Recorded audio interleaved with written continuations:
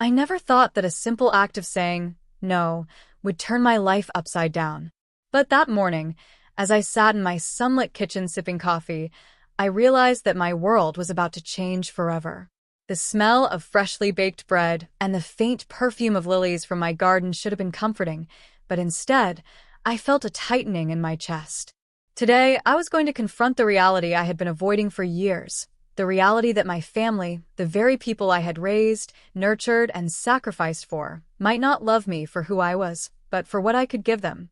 It had started subtly, as these things often do. Max, my only son, had always been a charming boy, the kind of child who could light up a room with his smile and laughter. I raised him alone after his father passed when Max was just 5. I did everything a mother could. I worked long hours. I skipped meals so he could have what he wanted. I stayed awake at night when he had fevers, and I celebrated every small victory in his life, as if it were my own. I thought I was doing the right thing, and in many ways I was. Max grew into a handsome, intelligent man, and I was proud. But over the years, I began noticing patterns that gnawed at my conscience. Small things at first. Max asking for money more often than necessary, Lena, his wife, dropping comments about managing me or helping me out when I hadn't requested assistance. I brushed them off, convincing myself that this was part of being a supportive mother-in-law. But then came the first real shock, discovering that money had been withdrawn from my accounts without my permission. At first, I thought it was an error, a banking mistake. But as I dug through statements, the truth became undeniable. Over the past 3 years, $33,400 had vanished from my accounts. Transactions were disguised as gifts, loans, and reimbursements, but the reality was that my generosity had been taken for granted. I confronted Max gently at first. "Why did you take this money without telling me?" I asked. His response was casual, almost mocking. "Mom, you've always been so generous. I just needed some help. You know how it is." The casualness of it made my stomach twist. This was no simple oversight. It was a pattern, a system of taking advantage of my trust. I tried to speak to Lena, hoping she would temper Max's behavior, perhaps feel some shame or responsibility. Instead, she laughed lightly, almost imperceptibly, and said, "Mom, don't worry. He's our family. We wouldn't do anything to hurt you." But the look in her eyes said otherwise. There was a cold calculation behind that smile that made me shiver. Things escalated slowly, like a storm gathering strength. Invitations to family events became selective. Important occasions were celebrated without me. I learned about these gatherings secondhand, through mutual acquaintances, or sometimes through a slip from Max himself. Each time, it hurt, but I convinced myself it was a misunderstanding, that perhaps I had misread the situation. Then came the invasion. I returned home one afternoon to find my front door slightly ajar. Panic seized me. Someone had been inside my house. My private documents, bank statements, letters, personal files had been rifled through. At first, I couldn't believe it. Who would do this? And then it hit me. It had to be Max and Lena. No one else had motive or access. They had betrayed my trust in the most intimate way possible, by violating my home, my sanctuary, my private life. I tried reasoning with Max. I sat him down, heart heavy. "Max, you can't just enter my house without permission. You can't look through my private documents. This is not right." He shrugged and said, "Mom, we just wanted to make sure you were okay. We're trying to help you manage things." Help me? This was manipulation masquerading as concern. I realized then that I had been seen not as a mother, not as a human being, but as a source of money, a bank account that could be tapped at will. The breaking point came the day they sent a lawyer to pressure me into signing a power of attorney. I sat there, in my living room, listening to a man in a crisp suit explain that it was in my best interest to hand over control of my finances to my son and daughter-in-law. My hands trembled, not from age, but from anger. I refused. Calmly, firmly, I said, "No, I will not sign anything. My finances are mine to manage." The lawyer's professional smile did not reach his eyes. He was used to people being compliant, to exploiting vulnerability. But I was no longer vulnerable. I had drawn a line, and it was non-negotiable. After that day, I began to take stock of my life in a way I hadn't before. I realized how much I had sacrificed for people who would never see me as more than a provider. The constant emotional blackmail, the selective appearances, the disguised theft, it all painted a picture I could no longer ignore. My role as a mother had been fulfilled long ago. Max was 35, married, independent in countless ways, yet he still viewed me as a resource rather than a parent deserving respect. I made a choice. It was terrifying and liberating all at once. I would stop financing their lives. I would stop allowing myself to be exploited under the guise of family love. I would take control of my own life, my own money, my own dignity. And as soon as I made that decision, I felt a strange mixture of fear and exhilaration. For the first time in decades, I was acting solely for myself. I knew there would be consequences. I knew Max and Lena would not accept this decision lightly. I had anticipated arguments, guilt trips, perhaps even some eventual regret on their part. But nothing prepared me for the escalation that followed. Within days, I received a call from Mr. Weber, a lawyer specializing in elder rights. He had taken my case on after hearing what I had experienced. He explained that families sometimes resorted to extreme measures, including attempting to declare an adult parent incompetent to regain access to finances. At first, the idea seemed absurd. Me? Incompetent? I was 71, yes, but I managed my finances meticulously, kept my house in order, drove, maintained friendships, and took care of my physical and mental health. I had no medications, no medical conditions that impaired my judgment. But Mr. Weber was serious. He explained that Max and Lena could attempt to assign a legal guardian, giving them control over my finances. They could hire witnesses, doctors, and even fabricate evidence. The thought made my blood run cold. That night, I sat in my garden, under the soft glow of the moonlight. My flowers smelled sweeter than ever, but I felt a chill of dread. How had it come to this? How could the people I loved, nurtured, and sacrificed for turn so completely against me? And yet, as I stared at the stars, a new clarity emerged. I understood the truth of my situation. I wasn't powerless. I had documentation, proof, and most importantly, I had the strength to fight. I called my sister, Diana, to vent. She listened quietly as I poured out the story, the theft, the manipulation, the betrayal, the fear. When I finished, she said softly but firmly, "Renata, do you see what they are willing to risk for money?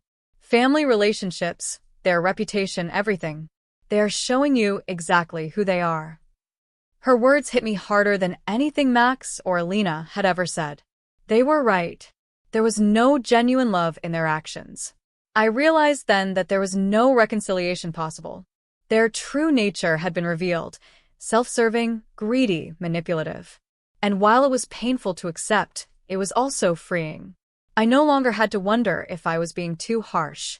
I no longer had to feel guilty for protecting myself. That evening, Eleanor visited with a surprise. She had invited friends from our garden club to meet me. As we sat together, sharing tea and laughter, I found solace in the stories of others who had endured similar betrayals. Women who had had to set boundaries with greedy siblings, cut off toxic children, and reclaim their lives from those who saw them as nothing more than financial resources. Their words resonated deeply within me. True love cannot be bought or sold. Alfreda, the wisest among them, said gently. If you had to pay for it, it was never real. And she was right. I had been financing an illusion, buying attention and affection that had never truly existed. But now, surrounded by friends who saw and respected me, I felt something I hadn't in years: empowerment. I spent that night in the garden, alone with my thoughts. The stars seemed brighter, the air cleaner, and for the first time in decades, I felt completely independent. My finances, my life, my future, all were mine to shape. Fear no longer ruled me. I had chosen freedom, and I would defend it at all costs. The next morning, the world felt different. My garden sparkled with dew. Birds chirped louder than ever, and I felt an unusual lightness in my chest. But that lightness was soon tempered by the reality I could not escape. Max and Lena were not done. Their greed would not allow them to let me live in peace. They were already plotting their next move, and I had to be ready. I called Mr. Weber early, and we met in my living room. "Renata," he said, seriousness etched into every line of his face, "we need to prepare for the worst. They have the money to hire witnesses and even doctors willing to fabricate assessments. This isn't just about family disputes anymore. This is a calculated legal assault. You need every document, every proof, every piece of evidence that confirms your independence and competence." I nodded, determination hardening in my chest. "I've kept everything," I said. "Bank statements, tax returns, medical records, even notes for my social activities. They'll see there's nothing to challenge." "Good," he replied. "But that's not enough. We need witnesses who can speak to your mental clarity and independence. Friends, neighbors, anyone who can confirm your daily life is stable, rational, and entirely your own." I thought immediately of Eleanor and the garden club. These women had seen me at my best and my worst. They had watched me reclaim my life, assert my independence, and live fully after years of being drained emotionally and financially. They would testify for me without hesitation. The next few days became a whirlwind of preparation. I met with each of them individually, explaining the situation and asking if they would be willing to testify in court. Not one hesitated. Cynthia, with her ever-bright smile, said, "Renata, you've lived fully and fearlessly in the past weeks. We've seen it. We'll stand with you." Maria, Carmen, and Alfreda echoed the sentiment, their confidence in me as unwavering as my own determination. While I prepared my support network, Mr. Weber went to work on the legal front. He requested all documents from Max and Lena, including their statements, witness affidavits, and medical claims. Every bit of evidence they presented was carefully scrutinized. We discovered the three key witnesses they were relying on: Lena, of course, a neighbor named Mr. Davis, and a pharmacist named Mr. Green. Each had been manipulated, knowingly or unknowingly, to portray me as mentally unstable. I insisted on confronting the witnesses myself. I needed to understand what had been said and, if possible, correct the record before the courtroom confrontation. Our first visit was to Mr. Green, the pharmacist.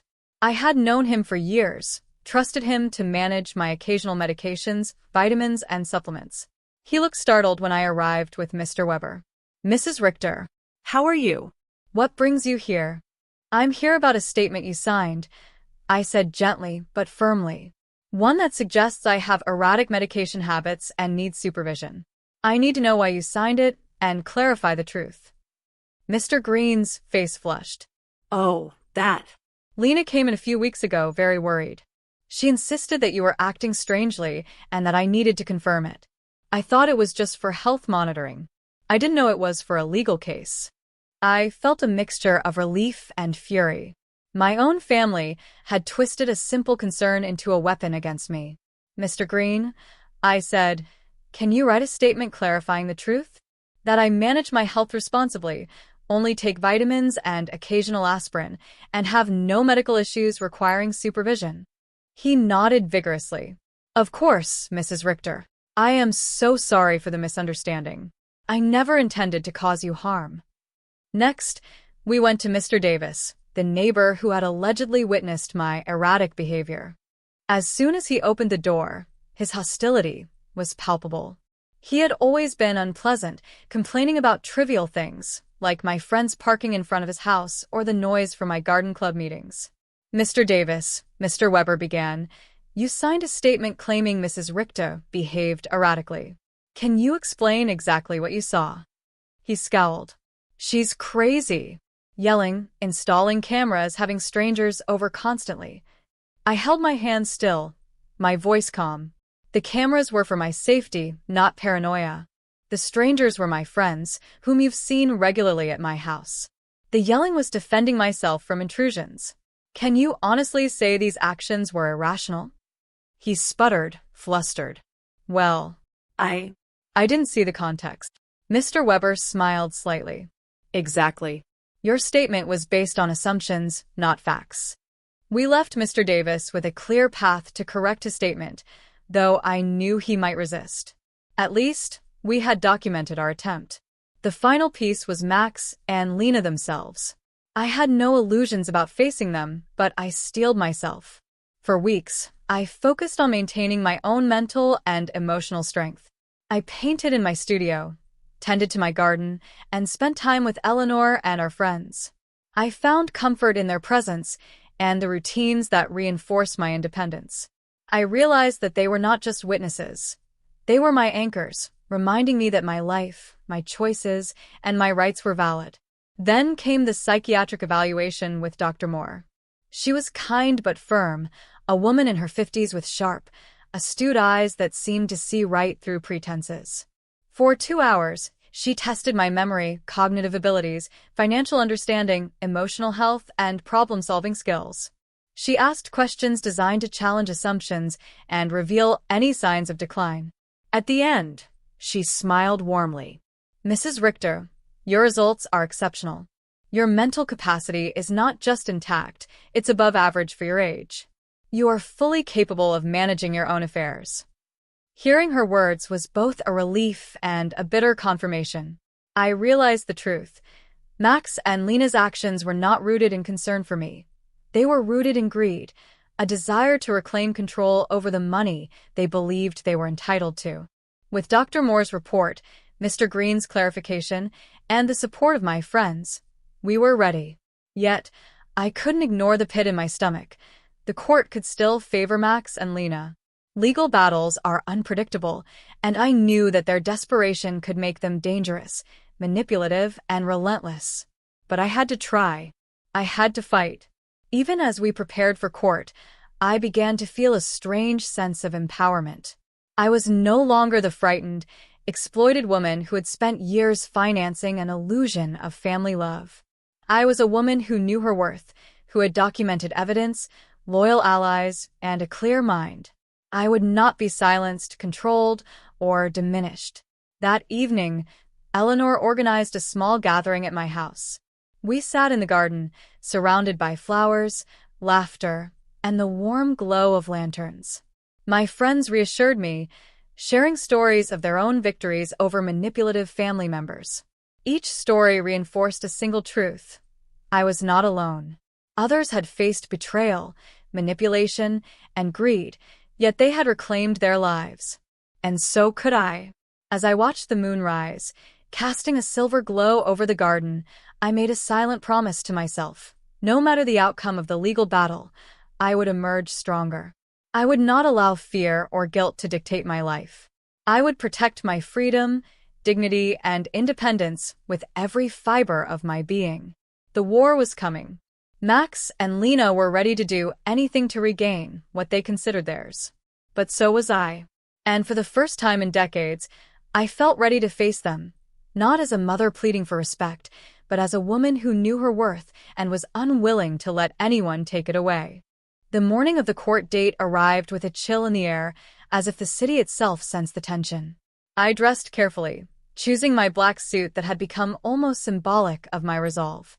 I looked in the mirror, studying my own reflection, a 72-year-old woman with determination burning in her eyes, carrying decades of wisdom and pain, and yet unbroken. Mr. Weber arrived promptly. "Renata," he said, "remember, the burden of proof is entirely on them. They must prove incompetence. We simply have to demonstrate your competence, and your life proves it." I nodded, swallowing the knot in my throat. Every legal detail we had prepared over weeks suddenly felt monumental, each piece of evidence a lifeline. My bank statements, tax documents, the reports from Dr. Moore and Mr. Green, the testimonies of Eleanor, Cynthia, Maria, Carmen, and Alfreda, all of it was about to be scrutinized in front of strangers, including the very people who had betrayed me. We arrived at the courthouse early. The marble floors gleamed under the fluorescent lights, and the echo of our footsteps seemed to amplify the weight of the day. In the hallway, I saw Max and Lena. Max's eyes darted away when our gazes met, but Lena's cold, calculated stare locked onto mine with a venomous intensity. For her, this was a business transaction, not a family dispute. My stomach tightened, but I straightened my shoulders. I would not show fear. Inside the courtroom, the air was heavy with anticipation. The judge, an older man with a reputation for fairness, reviewed documents silently before beginning the proceedings. Max and Lena's lawyer opened with a statement designed to frame me as confused and vulnerable. "Your Honor," he said, "Mrs. Renata Richter has shown signs of mental decline in recent months. She has isolated herself, made erratic financial decisions, and has been influenced by strangers who manipulate her against her loving family. We seek guardianship to ensure her well-being." Every word felt like a deliberate distortion of my life. The lawyer painted my independence as paranoia, my careful financial management as irrational, and my friendships as dangerous influences. But I knew the truth, and that knowledge fortified me. The first witnesses were called. Lena, then Max. Lena's performance was immaculate at first. Tears, trembling voice, and words of concern wrapped around her greed.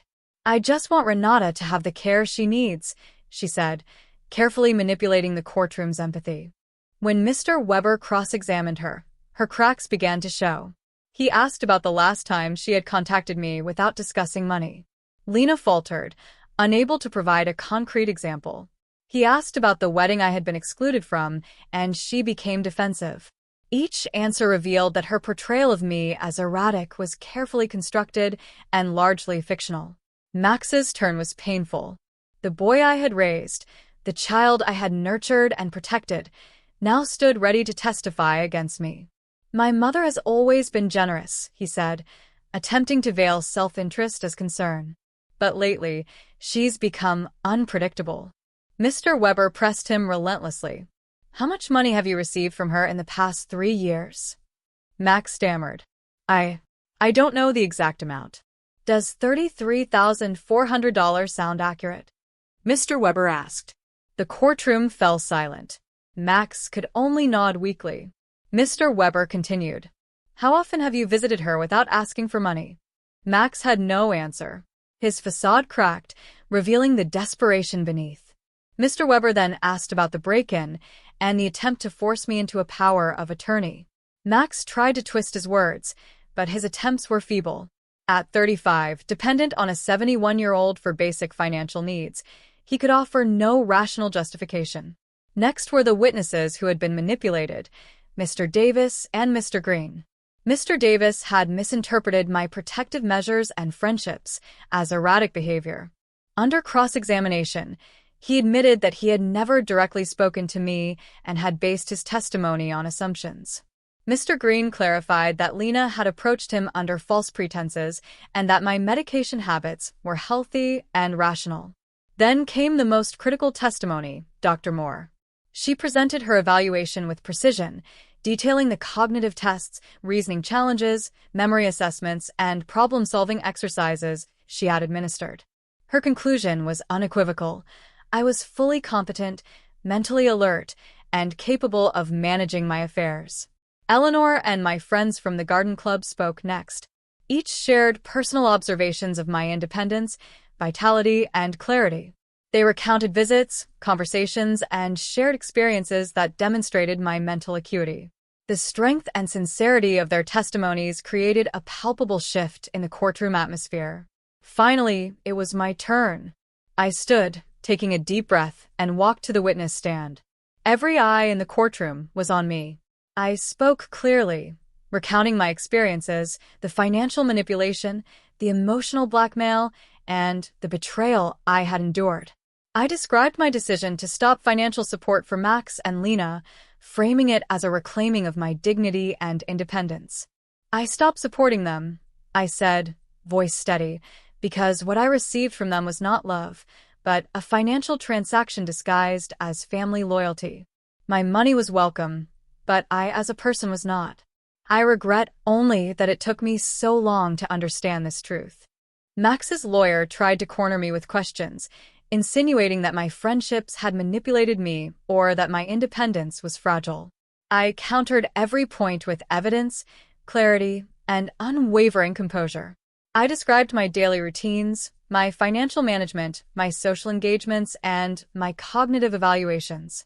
In his closing argument, Max's lawyer portrayed me as a vulnerable old woman under the influence of external forces. Mr. Weber's rebuttal was methodical, incisive, and devastating.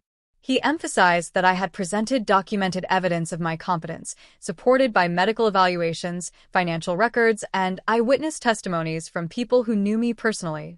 He highlighted that Max and Lena's lawsuit was motivated by financial self-interest rather than genuine concern. The judge retired to deliberate. Every second in that empty courtroom felt like an eternity. My heart raced, yet beneath the fear was a quiet strength. I had fought not just for money, but for my dignity, my independence, and my right to live life on my terms. When Judge Miller returned, his expression was serious but composed. After reviewing all evidence, he began, "It is clear that Mrs. Renata Richter is fully competent. Her cognitive functions are excellent, her financial decisions rational, and her social interactions healthy.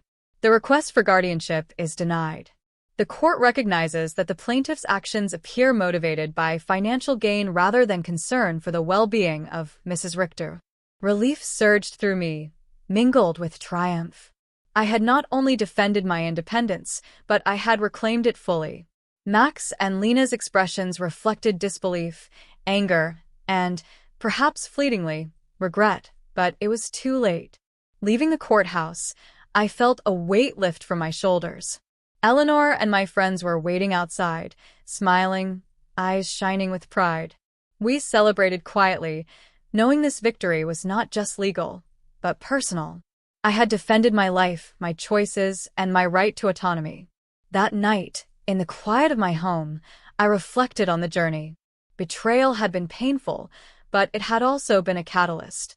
I had discovered strength I did not know I possessed, allies I could trust, and a clarity about my own worth that was unassailable. For the first time in decades, I looked forward to the future not with fear, but with hope, excitement, and freedom.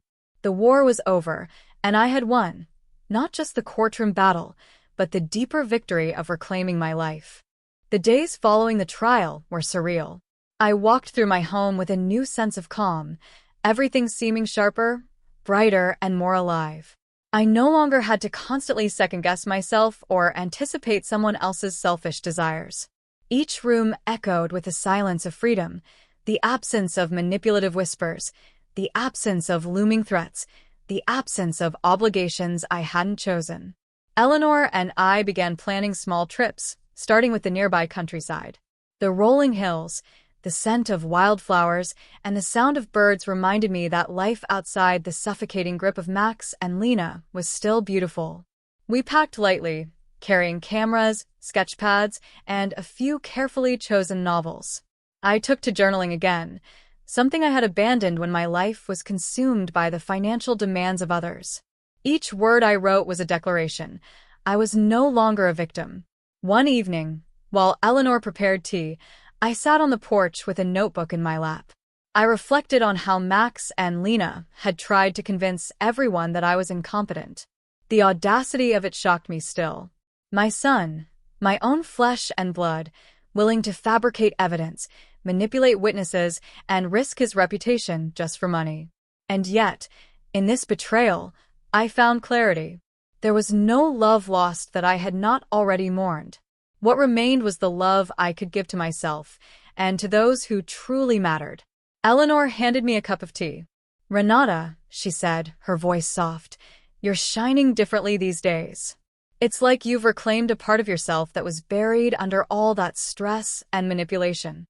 I smiled, feeling a warmth that had nothing to do with the tea. "It's true," I said. "For years, I believed love could be bought or maintained through financial support. But I've learned that freedom, dignity, and respect are priceless and non-negotiable. I decided to reach out to my old friends, people I had neglected while my energy was consumed by Max and Lena's demands. I called Cynthia, Maria, Carmen, and Alfreda, inviting them over for a small gathering to celebrate life beyond courtrooms and betrayals. They arrived with laughter and flowers, filling my home with a warmth I had almost forgotten. We spent hours sharing stories, exchanging advice, and simply enjoying one another's company. It was a reminder that chosen family often provides more comfort than biological family ever could. In the following weeks, I began to focus on things I had shelved for decades. Painting became my refuge. My easel faced the sunlight streaming through the living room window, and I lost myself in colors and textures. Each brushstroke was cathartic, washing away the tension that had built up over years of manipulation. I painted gardens, skies, abstract patterns, and portraits of people who had supported me. My creativity flourished without the weight of obligation. Financially, I felt a surge of independence that was intoxicating. With the control of my assets restored, I began investing thoughtfully in things I valued: art supplies, travel, charitable causes that protected the elderly, and small businesses owned by women. Each decision was a tangible reminder that I was now steering my life and my wealth with clarity and purpose. The money I once gave to those who exploited me was now fueling experiences and causes that enriched my soul. One afternoon, I received an unexpected letter. It was from a local organization that assisted older adults in protecting their finances from exploitation. They had heard of my case through the media and wanted to feature my story as an example of resilience and legal empowerment. I smiled, realizing that my struggle had the potential to help others avoid similar pitfalls. For the first time, my pain had a purpose beyond my own survival. Max and Lena did not reach out again. I heard through casual channels that they faced financial difficulties. No surprises there. Lena reportedly found a job for the first time in years, and Max downsized his lifestyle. It was ironic, in a way. Their greed had backfired. I felt no satisfaction in their struggle, only relief that they were no longer a threat. Their absence brought peace, and with it, a profound sense of liberation. One crisp morning, Eleanor and I visited an art exhibit downtown. Standing among canvases and sculptures, I felt a sense of belonging in the world that I hadn't known since my youth. People were creating, expressing, and living with passion, much like I intended to do. That night, walking back through the illuminated streets, I realized that life was no longer about survival or appeasing others. It was about exploration, growth, and self-expression. I decided to host a small class for local women interested in art. Many were older, some had experienced similar manipulations or loss of independence. As I guided them through techniques and encouraged self-expression, I noticed the transformation mirrored my own journey. Empowerment, I realized, was contagious. Sharing my skills and my story gave me a renewed sense of purpose. Letters and calls began to arrive from people inspired by my experience. Some were seeking advice on setting boundaries with family members. Others wanted tips for regaining financial independence after years of manipulation. I responded to each, offering encouragement, strategies, and a reminder that reclaiming your life was never too late. The gratitude and respect I received strengthened me further. At home, I reconnected with my garden, cultivating both flowers and vegetables. I took pride in the growth that was entirely my responsibility and my reward. Each seed planted, each bloom nurtured, felt symbolic of my own life, something I was finally tending for myself, not for someone else's gain. Then, one evening, as the sun dipped below the horizon, painting the sky in shades of pink and gold, I sat on my balcony reflecting on the past year. The fear, betrayal, and manipulation had been immense, but so was my recovery. I had rebuilt my life piece by piece, fortified by wisdom, friends, and inner strength. The future was now a canvas wide open for me to create freely. And in that moment, I realized something extraordinary. I was not just surviving. I was living. Fully, unapologetically, and beautifully. Weeks passed, and I found myself fully immersed in this new chapter of life. I woke up each morning with purpose and excitement, no longer weighed down by the expectations or greed of Max and Lena. I had learned that independence was not just a matter of money, it was the freedom to decide how I spent my time, who I trusted, and what kind of life I wanted to live. Every decision I made was intentional, guided by my own values and desires. I began attending community events regularly, reconnecting with neighbors and friends I had ignored for years. At a local book club, I discovered women of all ages sharing stories of resilience. Their courage inspired me to tell my story more publicly, not for attention, but to empower others. I wanted every woman who had been silenced by manipulative family members to know that reclaiming her life was possible. Art classes became a cornerstone of my weekly routine. I started small, teaching only a few women at a time, but soon word spread. Women came from nearby neighborhoods seeking guidance, not only in painting techniques, but in reclaiming their voices. I shared my personal journey subtly, emphasizing the importance of autonomy and self-respect. Many cried during sessions, realizing that their own sacrifices had gone unnoticed or exploited. By helping them rediscover their strength, I rediscovered even more of my own. Travel was next. I had postponed it for decades, always prioritizing family and their needs. Now, with financial freedom and no obligations to exploitative relatives, I booked a trip to Europe. The first stop was Italy, a country I had dreamed of visiting as a young woman. Walking through the cobblestone streets of Florence, visiting galleries, and savoring the cuisine felt like a reward not just for surviving, but for thriving. I marveled at the architecture and art, imagining the centuries of resilience that had gone into building these magnificent cities, and I felt connected to that legacy of strength. Returning home, I decided to invest in my apartment, transforming it into a space that reflected my personality. I painted walls in warm, inviting colors, added plants that thrived in sunlight, and displayed art I had created. The apartment became my sanctuary, a visible representation of my inner liberation. Every object, every corner, was chosen by me for me. One afternoon, I received an invitation to speak at a seminar about elder rights and financial independence. It was the first time I had publicly addressed a large audience about my experiences. Nervous but determined, I prepared my speech, focusing on practical advice and emotional resilience. On the day of the seminar, I stood before a room full of attentive faces. Sharing my story, the betrayal, the court battle, the reclaiming of my life, was empowering. I saw nods, tears, and expressions of determination. I realized that my journey could prevent others from falling into similar traps. During one Q&A session, a woman asked, "How did you overcome the fear of confronting your family legally?" I paused, reflecting on the months of preparation, the support of Mr. Weber, Dr. Moore, Eleanor, and my friends. "I embraced the truth," I said finally. "Fear loses its power when you are armed with facts, support, and a clear understanding of your rights."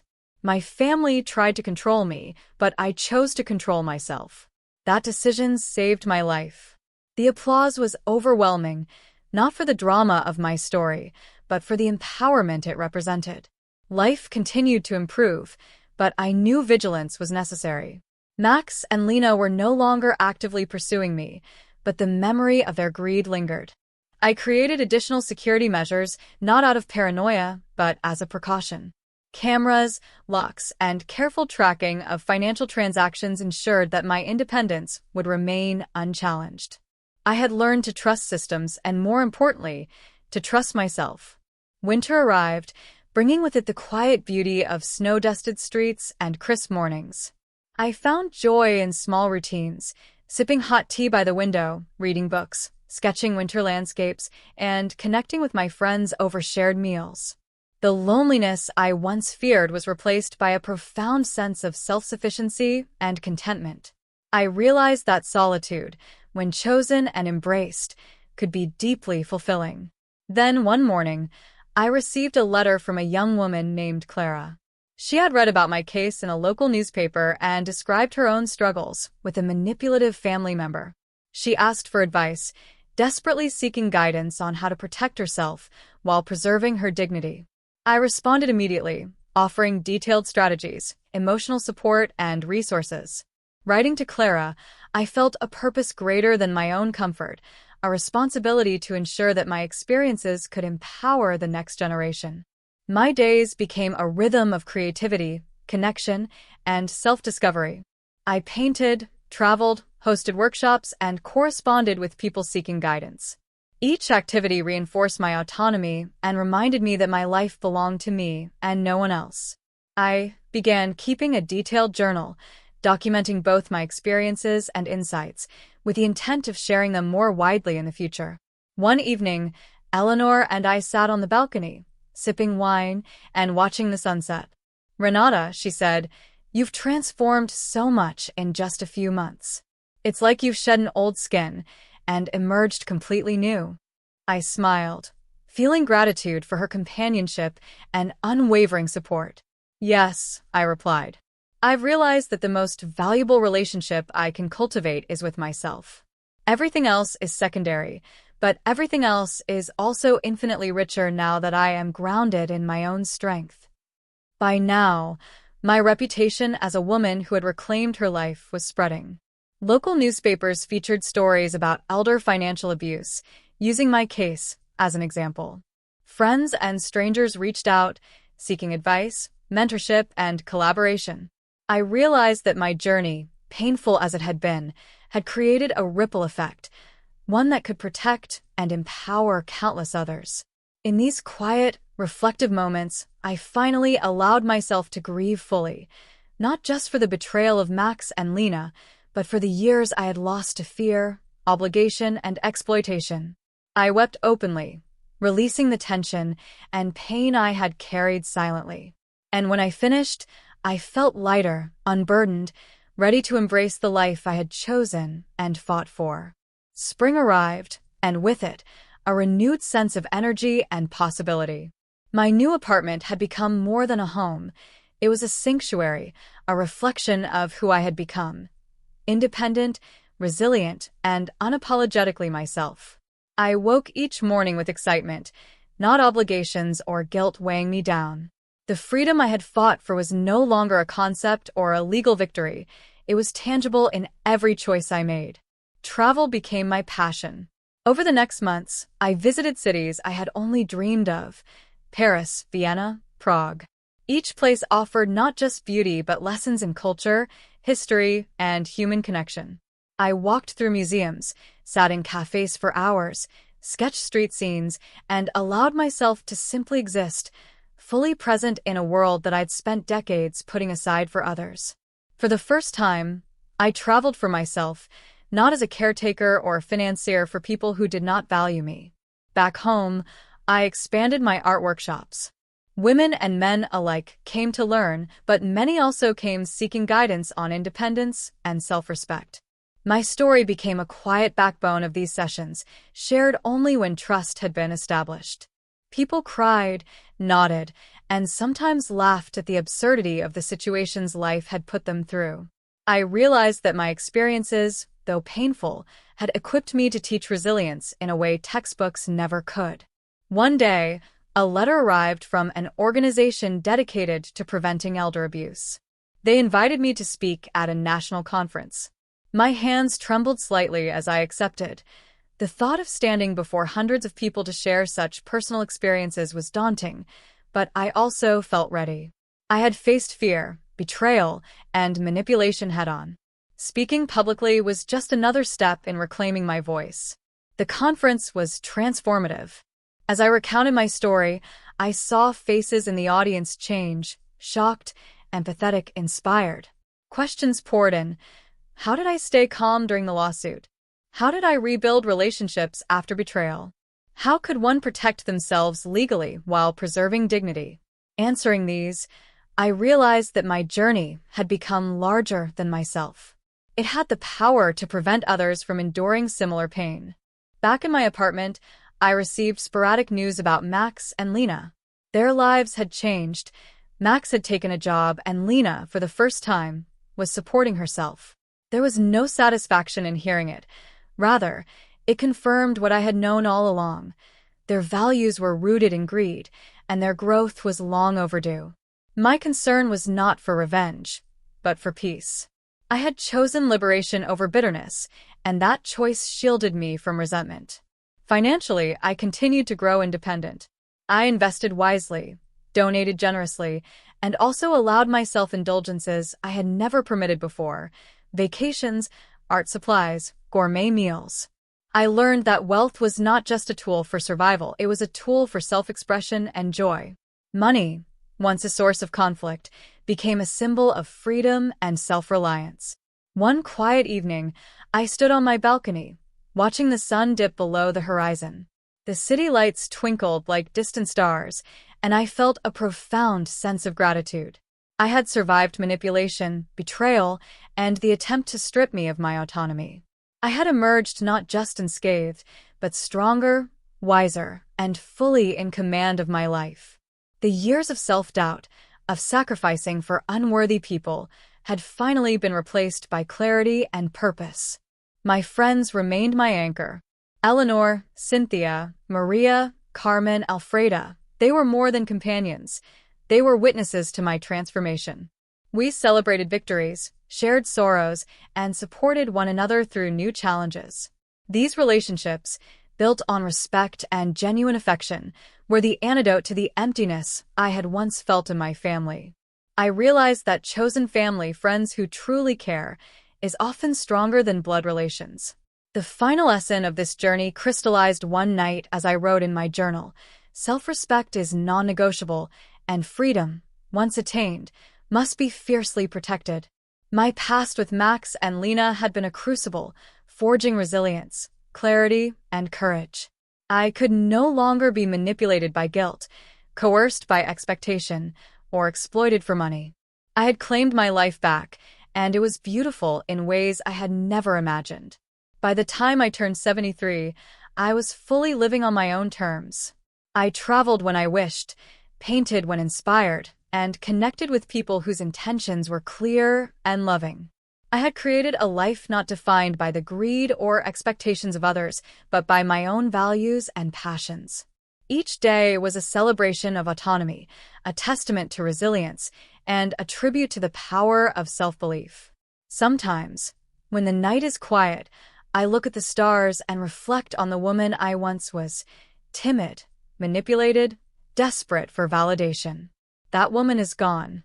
In her place stands Renity, a woman who knows her worth, guards her freedom, and lives life fully. Not for anyone else, but for herself.